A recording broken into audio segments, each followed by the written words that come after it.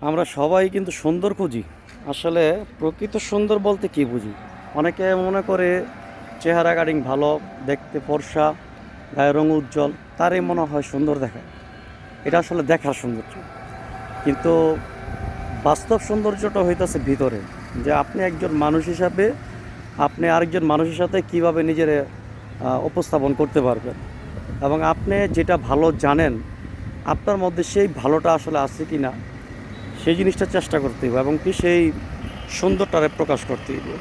তথা আমি এই কথাগুলো বলার কারণ কি, যে আমার পিছনে যে পরিবেশটা দেখতেছেন, পরিবেশটা জঙ্গল আছে, ক্ষেত আছে, একটা ন্যাচারাল পরিবেশ।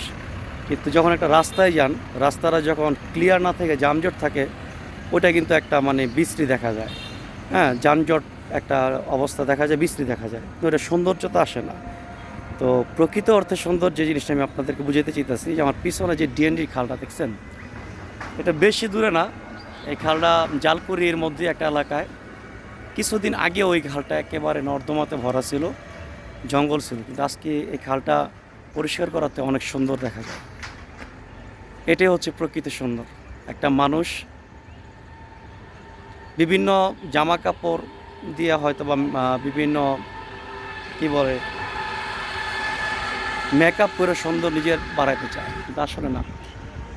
প্রকৃত সুন্দর হয়েছে একজন মানুষ যখন সবার সাথে সম্মিলিতভাবে থাকতে পারবে। আল্লাহ পাক আমাদের সেই তৌফিক দান করুন।